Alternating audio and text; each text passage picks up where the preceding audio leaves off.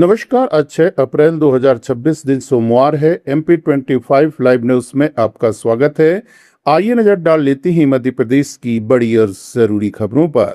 मध्य प्रदेश में आयुष्मान भारत योजना से 126 अस्पतालों को बाहर कर दिया गया है। इन अस्पतालों ने NABS सर्टिफिकेट की जानकारी समय पर नहीं दी थी। भोपाल के 51, इंदौर के 30, ग्वालियर के 33 और जबलपुर के 12 अस्पताल इसमें शामिल हैं। अब इन अस्पतालों में आयुष्मान योजना के तहत मुफ्त इलाज की सुविधा नहीं मिलेगी। मध्य प्रदेश में भूजल की स्थिति बेहतर हुई है। यह जानकारी केंद्र सरकार की dynamic ground water assessment report 2025 में सामने आई है। रिपोर्ट के अनुसार राज्य के 82.82% निगरानी कुओं में पानी का स्तर बढ़ा है। यह राष्ट्रीय औसत 73.25% से ज्यादा है। प्रदेश के 317 सरकारी ब्लॉकों में से 221 ब्लॉक अब सुरक्षित श्रेणी में हैं, यानी करीब 70% इलाके में भूजल की स्थिति संतुलित मानी जा रही है। विशेषज्ञों का कहना है कि जल संरक्षण योजनाओं और जागरूकता का असर दिखाई दे रहा है। सोने और चांदी की कीमतों में इस हफ्ते तेज बढ़ोतरी हुई।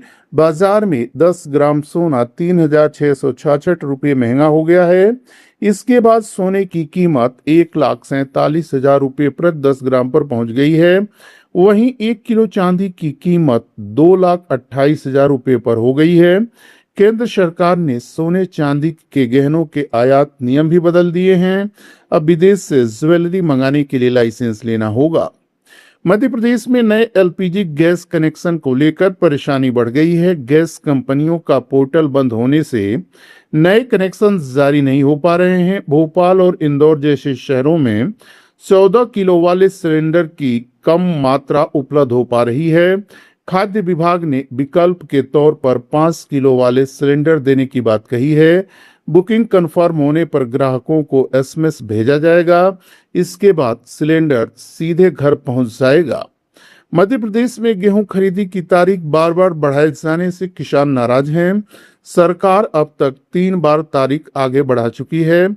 इससे किसानों में असंतोष बढ़ गया है। कई किसान संगठनों ने विरोध का ऐलान किया है। किसान तहसील मुख्यालयों पर प्रदर्शन करेंगे। सरकार का कहना है कि गोदामों में पहले से काफी अनाज रखा हुआ है। मध्य प्रदेश हाईकोर्ट की ग्वालियर खंडपीठ ने OBC आरक्षण से जुड़े मामले में अहम फैसला दिया है। कोर्ट ने कहा कि महिला की क्रीमी लेयर तय करते समय उसके पति की आय को आधार नहीं माना जाएगा। इसके लिए महिला के माता पिता की सामाजिक और आर्थिक स्थिति को देखा जाएगा। कोर्ट ने कहा कि शादी के बाद भी महिला की सामाजिक पहचान पूरी तरह खत्म नहीं होती। मध्य प्रदेश में मौसम का मिजाज बदला हुआ है। कई जिलों में बारिश और ओलावृष्टि हो रही है। मौसम विभाग ने 27 जिलों में आंधी और बारिश का अलर्ट जारी किया है। ग्वालियर, भिंड, मुरैना, रीवा और बैतूल सहित कई जिले इसमें शामिल हैं।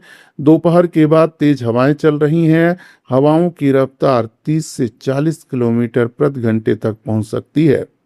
मध्य प्रदेश में औद्योगिक दुर्घटनाओं को लेकर चिंता बढ़ गई है। राज्यसभा में पेश आंकड़ों के अनुसार 2022 से 2024 के बीच प्रदेश के कारखानों में 104 मजदूरों की मौत हुई है। साल 2024 में 35 मजदूरों की जान गई। सरकार ने नियमों का पालन नहीं करने वाली इकाइयों पर कार्रवाई की है। पिछले 3 वर्षों में 1,28,00,000 रुपए से ज्यादा जुर्माना लगाया गया है।